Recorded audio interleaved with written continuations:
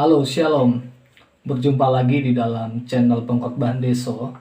Hari ini kita akan membahas firman Tuhan dengan satu topik tentang tuntutan untuk mengasihi Yesus. Hari ini dari tema ini kita akan menemukan bahwa Yesus adalah objek kasih kepada Bapa atau Allah kita yang nyata. Kalau kita melihat bahwa kekristenan adalah kepercayaan atau agama yang berbeda daripada yang lain. Oleh karena itulah, Yesus ketika datang ke dalam dunia tidak pernah menawarkan agama ketika ia datang ke dalam dunia. Jika para nabi biasanya mengajak untuk mengikuti Allah, namun Yesus menawarkan untuk ikutlah aku. Ia tidak menawarkan ikutilah ajaranku, tetapi Yesus menawarkan ikutilah aku. Inilah keunikan di dalam kekristenan. Kekristenan bukan sekedar berbicara tentang ritual-ritual agamawi yang hanya sebuah legalitas begitu saja, tetapi kekristenan berbicara tentang spiritualitas hidup yang dimana hidup mengarah kepada Yesus. Kalau kita melihat di dalam Alkitab, bukan kita yang mencari Allah terlebih dahulu, tetapi Allah terlebih dahulu yang mengasihi hidup kita. Inilah kekristenan. Kekristenan berbicara tentang bagaimana spiritualitas kita dibangun oleh karena inisiatif Allah, oleh karena Allah memanggil hidup kita, mencari hidup kita. Seperti yang dikatakan di dalam 1 Yohanes 4 ayat 10. Bukan kita yang telah mengasihi Allah, tetapi Allah yang mengasihi kita dan yang telah mengutus anaknya sebagai pendamaian bagi dosa-dosa kita. Sungguh jelas bahwa kekristenan hadir bukanlah tawaran yang hanya menunjukkan sebuah kebiasaan-kebiasaan legalitas agamawi semata, tetapi suatu kehidupan spiritual yang dimulai dari inisiatif Allah. Oleh karena itulah hari ini kita akan belajar bagaimana pengenalan akan Kristus akan membawa kita untuk mengerti siapa Allah kita. Saya ambil di dalam Matius pasal 10 ayat 37-39 sebagai dasar untuk kita dapat menemukan bagaimana kita mengasihi Yesus itu sendiri. Firman Tuhan katakan, Barang siapa mengasihi bapa atau ibunya lebih daripadaku, ia tidak layak bagiku. Dan barang siapa mengasihi anaknya laki-laki atau perempuan lebih daripadaku, ia tidak layak bagiku. Dan barang siapa tidak memikul salibnya dan mengikut aku, ia tidak layak bagiku. Barang siapa mempertahankan nyawanya, ia tidak akan kehilangan nyawanya. Dan barang siapa kehilangan nyawanya karena aku, ia akan memperolehnya. Jika kita mencermati dengan seksama, tanda orang yang tidak layak bagi Tuhan, yaitu pertama adalah orang yang mengasihi bapa atau ibunya lebih daripadaku. Lalu yang kedua, orang yang mengasihi anaknya laki-laki atau perempuan lebih daripadaku. Lalu orang yang tidak mau memikul salibnya dan mengikut Yesus, itulah orang-orang yang tidak layak bagi Yesus. Apa makna dari ayat ini? Hal ini bukan mengartikan kita diperintahkan untuk membenci orang tua kita, membenci diri sendiri, membenci saudara-saudara kita, membenci sesama kita. Tidak sama sekali.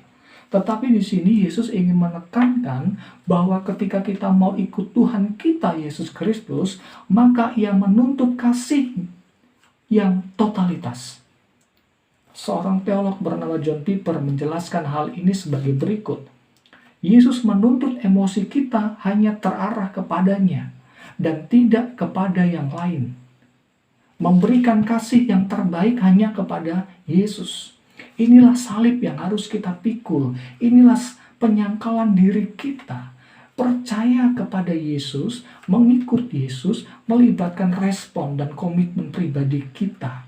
Komitmen itu dibuktikan siap untuk menyangkal diri dan memikul salib Yesus. Hal ini juga sedang menyatakan bahwa Yesus adalah Allah yang dikatakan di dalam perjanjian lama. Karena dia menunjukkan sifat yang sama, yaitu sebagai Allah yang cemburu. Keluaran 34 ayat 14, Ulangan 4 ayat 24, dan lain sebagainya. Hal ini menunjukkan sifat daripada Allah itu sendiri, bahwa Allah tidak mau diduakan. Jika Yesus hanyalah manusia biasa, nabi biasa, apakah ia pantas untuk berkata, menuntut kasih kepadanya lebih besar daripada apapun? Selain dia adalah Allah itu sendiri. Dia adalah Allah yang sungguh-sungguh datang ke dalam dunia. Dia menuntut kasih yang totalitas. Seperti yang dikatakan di dalam Markus 12 ayat 30. Kasihilah Tuhan Allahmu dengan segenap hatimu, dengan segenap jiwamu, dengan segenap akal budimu, dan dengan segenap kekuatanmu.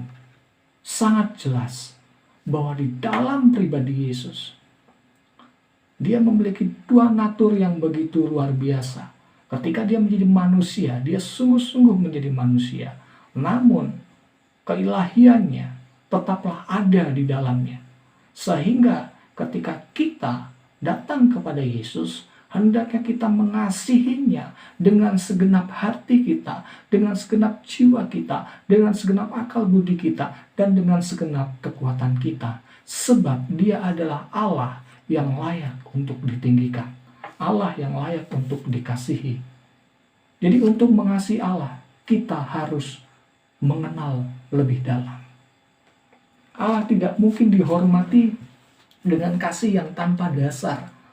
Karena tidak mungkin kasih itu akan meluap tanpa pengenalan yang benar. Oleh karena itulah Allah memperkenalkan dirinya di dalam Yesus Kristus. Dia datang untuk membuktikan keberadaannya bahwa ia adalah sungguh-sungguh Allah yang nyata. Tanpa Yesus kita tidak dapat membuktikan bahwa kehadirannya itu sungguh nyata di dalam dunia ini. Yesus adalah bukti satu-satunya bahwa Allah itu sungguh ada. Sehingga Yesus sangat sempurna untuk merefleksikan kasih kita kepada Allah. Dengan jelas Alkitab katakan, jikalau Allah adalah Bapamu, kamu akan mengasihi aku. Yohanes 8 ayat 42. John Piper juga menuliskan, menanggapi hal ini seperti ini. Yesus sangat sempurna dalam merefleksikan Allah dan meninggikan Allah. Sehingga menyangkal Yesus berarti menyangkal Allah. Ini sangat jelas bahwa hidup kita harus memiliki Kristus. Hidup kita harus memiliki Yesus sebagai juru selamat dalam kehidupan kita. Yang dimana dia telah menyatakan dirinya dalam kehidupan kita. Kepercayaan kita, kekristenan kita tanpa Yesus adalah kesia-siaan. Oleh karena itu, milikilah Yesus sebagai dasar, fondasi, hal yang utama untuk kehidupan kita. Mari kita mengasihi Yesus. Mengasihi dengan totalitas. Sebab dia adalah Allah yang sungguh layak untuk kita kasihi. Kiranya Tuhan Yesus memberkati kita semuanya. Amin.